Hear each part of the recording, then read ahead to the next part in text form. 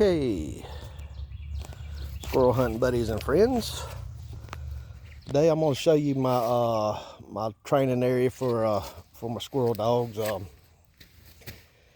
lot of people like to use a training pen, but I don't like training pens. I like to walk my dogs, and I like to be with them when they come across a squirrel. I don't like for a dog to be in a training pen and be treeing squirrels and stuff when I'm not around. I feel like I can control their development a little better just with a short walk. This right here is my gator right here. I drive it around and my trail goes around all the way around this field and then back up to where I'm at right here. I got buckets. I got I'd say, let me see, 1, 2, 3, 4, 5. I got about 5 feed buckets out. About 5 feed buckets. So I'll let you see the feed buckets as I come to them. I see how they're set up, but I'm just gonna drive you around on my gator and show you how I got my little training area set up. All right, I may pause it till I get to the bucket so you can see each one of them, but there's probably about I'd say 1/8 of a mile walk, just a little short walk with 5 buckets and some little areas. And I got it, feed the squirrels. I got squirrel nesting boxes and all that set up in the area.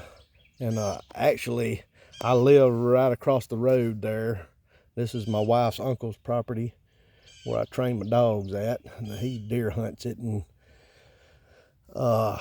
when I get off work, I can just come walk right across the road, go around this loop here, walk my dogs and put them up, and get to the next dog and walk it around. And I get each one of my dogs on a quick little walk through the woods. But I'm trying to let you see how I got it set up. But it goes around all the way around there. And I'm gonna pause it 1 second and I'll play it again when I get to my bucket.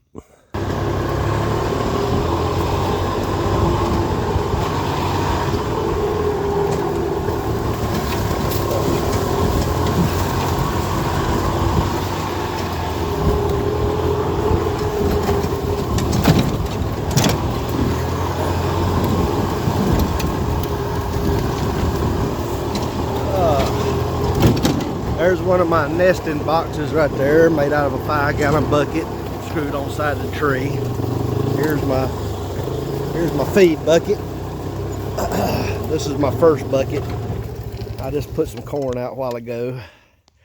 I got you can see the rocks on the inside. I got a rock sitting on top of that one. I just kind of throw some corn up on top, a couple scoops inside. And I got another nesting box right there. I don't have nesting boxes on every one of them, but I'm kind of adding as I go, adding a few buckets and nesting boxes. But this is a good little area. It gives my younger pups, it's closest to my house, so when if I want to start my real, 3 or 4 month old puppies, I can walk them right to this area right here. And I got some really good areas for hot tracks, but with my young dogs. But this one's closest to my house, so I kind of keep it baited up a little more and got some nesting boxes and stuff in it. But this is my little I call it my little hot spot, squirrel hot spot. This is number 1. Now I'm gonna pause it and we're gonna go to the next one. All right, getting up on my little bucket, my second bucket.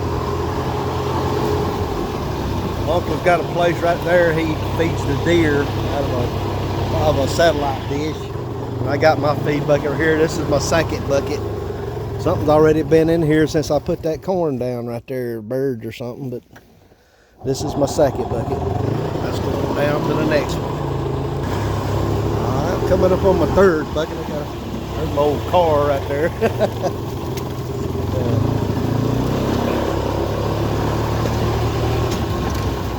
This is my third bucket. Third little hot spot station. I got an old car sitting over there in the woods, but little area right in here, right down that hill is a nice freshwater spring coming out of the ground. If I got one I want to start on coons, usually at night I'll come to this area right in here and cut them, because I got a good little spring down there at the bottom of the hill. Coons coming up here to this bucket pretty regular. I don't shoot these, so there's plenty of coons down there. There's little streams covered up with tracks. But yeah, I'm gonna eventually be putting some nesting boxes down in this area too. I just hadn't got around to it yet, but I still have a good bit of action even without the nesting boxes right in here. Let's go on to the next one.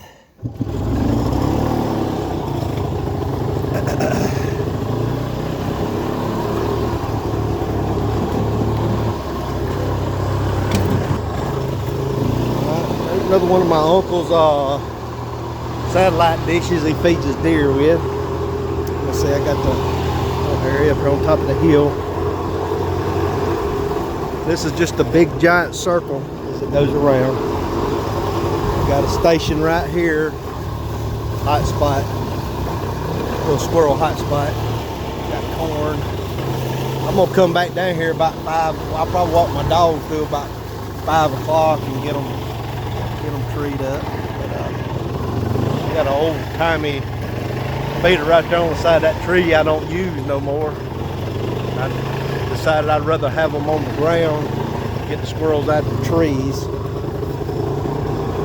And I got another feed bucket right down the hill here. I got a nice looking red bird on that one. But there's my next bucket. Got a good brush pile, good sized bend trees right in this area. I'm gonna pause it and go to the next one. I gotta go on around that way. All right, we're coming up on my last bucket down here. Like I said, it's probably about I'd say 1/8 of a mile walk, a little quick walk. I can get my dogs out, run them around. I go back to my house is right up there at the top of the hill. I'll put one up, get another one out. Now, this is my last bucket right here, a good sized bend tree right there. So the squirrels kind of worked on that bucket a little bit, but I just kind of, and then I got some places I throw some corn right down there at the bottom of the hill. Kind of like my last little area I hit before I go back to the house. I go right up the roads up on top of the hill, and I go across the road back to my house.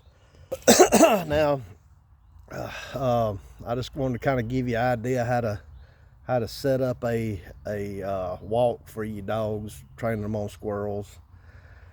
A lot of people, you may not have this much area, but if you got just a one spot with some trees, just one bucket, a couple nesting boxes up in the tree.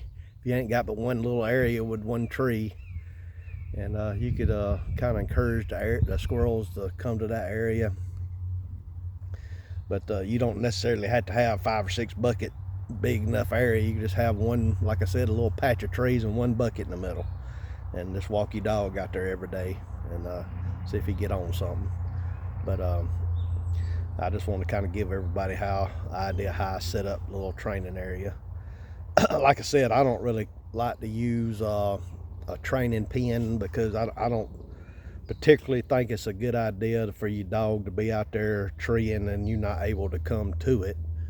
They develop a lot of bad habits by themselves like that. And a lot of people put an older dog in a training pen with a young dog, and like I said, they'll start me tooing, and depending on the older dog, like I to start mine for the first couple of years by themselves.